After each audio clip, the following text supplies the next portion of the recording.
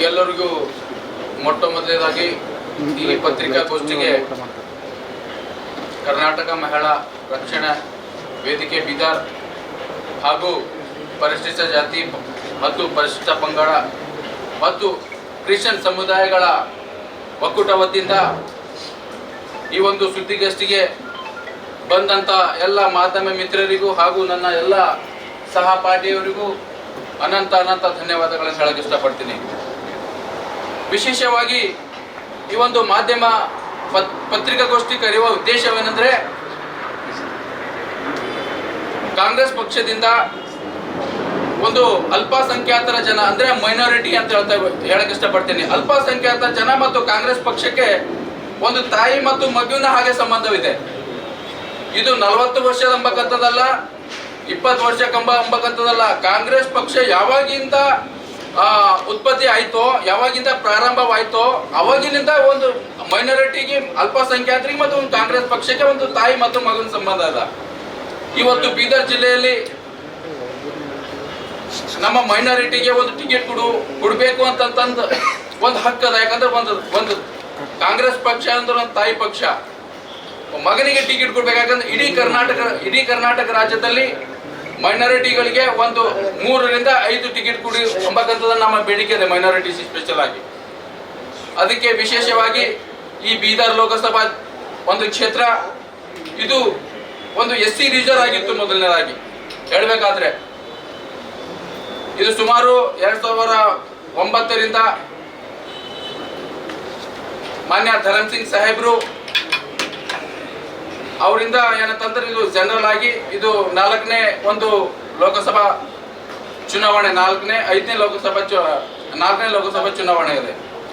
ಗೋಸ್ಕರ ನಾನು ಮಾಧ್ಯಮ ಮಿತ್ರರಿಗೆ ಕರ್ನಾಟಕ ಪ್ರದೇಶ ಕಾಂಗ್ರೆಸ್ ಪಕ್ಷದ ಅಧ್ಯಕ್ಷರಾಗಿರುವಂತಹ ಶ್ರೀ DK ಶಿವಕುಮಾರ್ ಸಾಹೇಬರಿಗೂ ಮತ್ತು ವಿಶೇಷವಾಗಿ ಈ ಕರ್ನಾಟಕ ರಾಜ್ಯದ ಮುಖ್ಯಮಂತ್ರಿಗಳಾಗಿರುವಂತಹ ಶ್ರೀ ಸಿದ್ದರಾಮಯ್ಯ ಸಾಹೇಬರಿಗೂ ಮತ್ತು ವಿಶೇಷವಾಗಿ ಈ ಬೀದರ್ ಜಿಲ್ಲೆಯ ಉಸ್ತುವಾರಿ ಸಚಿವರಾಗಿರುವಂತಹ ಶ್ರೀ ಈಶ್ವರ್ ಖಂಡ್ರೆ ಸಾಹೇಬರಿಗೂ ಒಂದು ವಿಶೇಷವಾಗಿರುವಂತಹ ಒಂದು ಮನವಿ ಏನಂತಂದ್ರೆ, ಡಾಕ್ಟರ್ ಅಯಾಜ್ ಖಾನ್ ಸಾಹೇಬರು ಒಂದು ಅಲ್ಪಸಂಖ್ಯಾತರ ಸಮಾಜದಲ್ಲಿ ಬಲಿಷ್ಠವಾಗಿರುವಂತಹ ಒಬ್ಬ ವ್ಯಕ್ತಿ ಮತ್ತು ಶಿಕ್ಷಣ ಕ್ಷೇತ್ರದಲ್ಲಿ ಕ್ರಾಂತಿಯನ್ನು ಎಬ್ಬಿಸಿದಂತಹ ಒಬ್ಬ ವ್ಯಕ್ತಿ. ಮತ್ತೆ ಅಲ್ಪಸಂಖ್ಯಾತರ ಎಂಬಕ್ಕಂಥದನ್ನ ಬಿಟ್ಟು ಸರ್ವಧರ್ಮ, ಯಾವುದೇ ಜಾತಿ ಧರ್ಮ ಮತ ಎಂಬಕ್ಕಂಥದನ್ನ ಭೇದ ಭಾವವನ್ನು ಬಿಟ್ಟು ಎಲ್ಲರಿಗೂ ಸಹ ತಗೊಂಡು ಅಂತ ಏಕೈಕ ವ್ಯಕ್ತಿ ಅಂದ್ರೆ ಅಯಾಜ್ ಖಾನ್ ಅಂತ ಹೇಳಕ್ ಇಷ್ಟಪಡ್ತೀನಿ ಮಾಧ್ಯಮ ಮಿತ್ರರಿಗೆ. ಅದಕ್ಕೆ ಈ ಒಂದು ಬೀದರ್ ಲೋಕಸಭಾ ಒಂದು ಕ್ಷೇತ್ರಕ್ಕೆ ನಮ್ಮ ಜಾತಿವಾರ ಲೆಕ್ಕದ ಪ್ರಕಾರ ಬಂದ್ರೆ ಅಲ್ಪಸಂಖ್ಯಾತರಿಗೆ ಕೊಡಬಹುದು.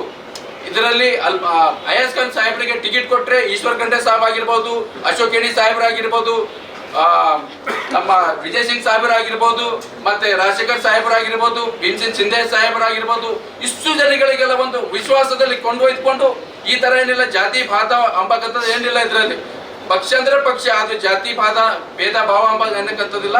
ಇಷ್ಟು ಜನ ಎಲ್ಲ ಶಾಸಕರು ತಗೊಂಡು ಖಂಡಿತವಾಗಿ ಅಯಾಜ್ ಖಾನ್ ಸಾಹೇಬರಿಗೆ ಟಿಕೆಟ್ ಕೊಟ್ರೆ ಈ ಭಗವಂತ ಖೋಬಾ, ರೈತರ ವಿರೋಧಿ ಭಗವಂತ ಖೋಬಾ, ಬಡವರ ವಿರೋಧಿ ಭಗವಂತ ಖೋಬಾ, ಅಲ್ಪಸಂಖ್ಯಾತರ ವಿರೋಧಿ ಭಗವಂತ ಖೋಬಾ ಅವರಿಗೆ ಖಂಡಿತವಾಗಿ ಸೋಲಿಸ್ತೀರಿ ಎಂಬಕ್ಕಂಥದ್ದನ್ನ ಹೇಳಕ್ ಇಷ್ಟಪಡ್ತೀನಿ ಮಾಧ್ಯಮ ಮುಖಾಂತರ.